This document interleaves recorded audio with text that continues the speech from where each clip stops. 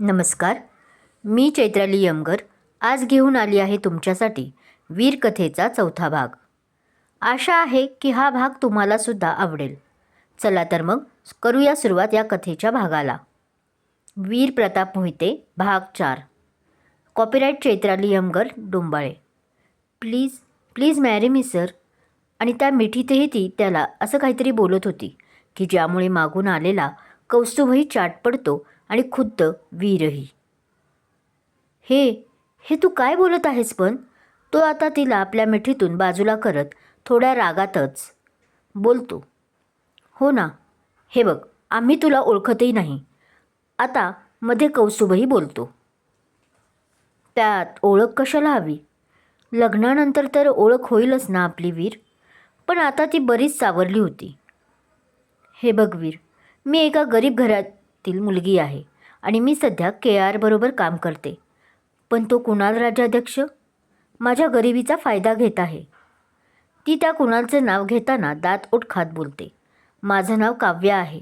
इतकी सध्या तुला इन्फो बास आहे की. ती बोलते, पण तिचं असं बोलणं ऐकून तो मात्र अवाक होतो. नाही, एवढी माहिती इनफ नाही. पण वीर काही बोलण्याआधीच कौस्तुभ मध्ये पडत बोलतो. आणि आता तर तू घाबरलेली होती. वीर दिसला की एकदम धीट कशी काय झाली? कौस्तुभ तिच्याकडे एक भुवई उंचावत बोलतो. खरं तर मला तुझ्याशी बोलण्यात अजिबात इंटरेस्ट नाही. ती कौस्तुभकडे एक रागीट कटाक्ष टाकत बोलत होती. ज्याने बोलणे अपेक्षित होते तो मात्र आत्ताच्या घडीला शांत उभा राहून ऐकत होता. पण वीर मी खरं सांगते, त्या कुणालने मला एका हॉटेलमध्ये पार्टीसाठी नेलं, तेही जबरदस्ती. आधी मी नको म्हणत असतानाही ड्रिंक पाजले आणि नंतर माझ्यावर जबरदस्ती. ती बोलता बोलता आता रडायला लागली. ओ प्लीज. पण आता तिचे रडणे ऐकून कौस्तुभने डोळे फिरवले. असली थेरं आता जुनी झालीत.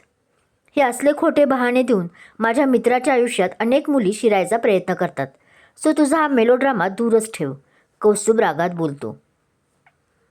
पण मिस्टर, ती एक सेकंद शांत बसते. ती त्याचं नाव आठवत असते, पण तिच्या लक्षात येतं की तिला त्याचे नाव माहीत नाही. व्हॉटेवर, हे तुम्ही का बोलत आहात? तुमच्या मित्राला तोंड नाही का? मुके आहेत का? ती आता हे बोलताना वीरकडे बारीक डोळे करत बोलत होती. बघा हिची शिरजोरी. एकतर ती गाडी खाली आली, वीरला लग्नासाठी गळ घालत आहे आणि आता त्यालाच मुका बोलून बसली. शिवाय मित्राशीही त्याच्या किती उद्धट बोलत आहे.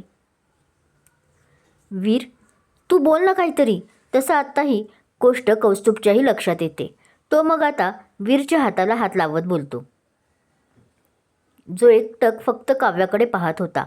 मनात काय चालले हे चेहऱ्यावर अजिबात कळत नव्हते. ओके.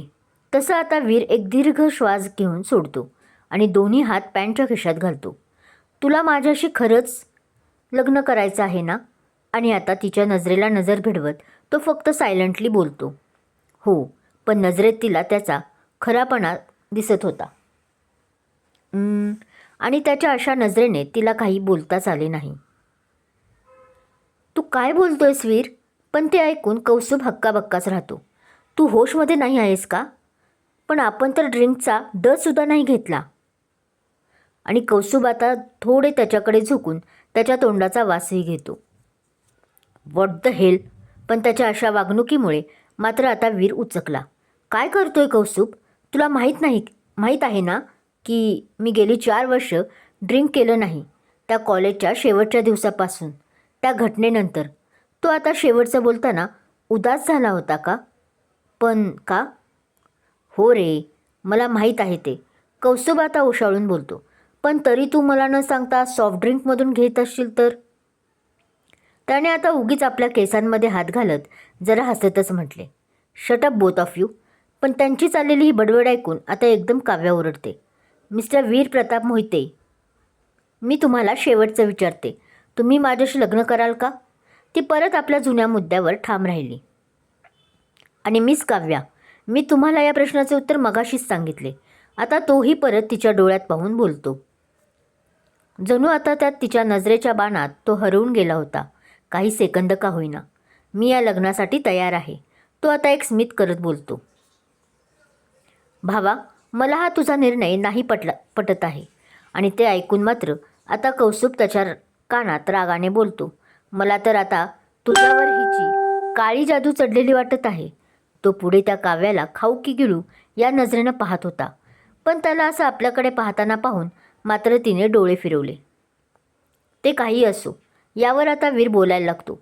आत्ता या क्षणी आपण जात आहोत, तो बोलतो आणि कौस्तुभला वाटते की त्याने परत माघार घेतली आहे. तसं तो थोड्या विजयी चेहऱ्याने तिला स्मित करतो. बघ, मी जिंकलो ना या भावनेनं. मिस काव्या, तूही चल आमच्याबरोबर. आणि वीर गाडीचा मागचा दरवाजा ओपन करत बोलतो.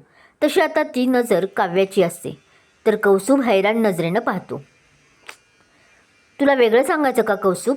ती गाडीत लगेच बसते, पण कौस्तुभ मात्र तसाच आपल्या मित्राला पाहत असतो. म्हणून आता रागात वीर त्याला बोलतो, हो. आणि मग तो भानावर येत ड्रायव्हिंग सीटवर बसतो.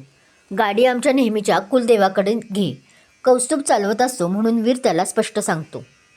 कुलदैवत? हे ऐकून त्याने डोळे फिरवले. अरे ते किती लांब आहे, इथून आपल्याला जवळपास 4-5 तास लागतील, त्याने गाडी स्टार्ट करत म्हटलं. कौस्तुभ प्लीज, जे सांगतोय तेच कर. पण वीर जरा कठोर होत बोलतो आणि केस आपले नीट करत आरशातून तिच्यावर नजर टाकतो. तीही त्यावेळी त्यालाच पाहत असते, पण त्याने पाहताच ती उगाच आपली ओढणी नीट करून बसते. इतका वेळ तिने काय घातले आहे याकडे लक्ष नसते, पण आत्ताच्या तिच्या या ॲक्शनने तो तिला पाहतो, अर्थात आरशातूनच. तिने खूप साधा ड्रेस चुडीदार घातला होता, जो लाल रंगाचा होता. ओढणीने तिने पूर्ण गळा बंदिस्त केला होता. केस मोकळे होते, थोडे कुरळे वाटत होते आणि सगळे विस्कटलेले वाटत होते. अगदी सामान्य घरातील वाटत होती. जसं ती बोललेली ते खरे होते. नजर आता तिने खाली केली असली तरी मगाशी तिची नजर कावरीबावरी झालेली त्याने पाहिली होती, अगदी घाबरलेल्या सशाप्रमाणे.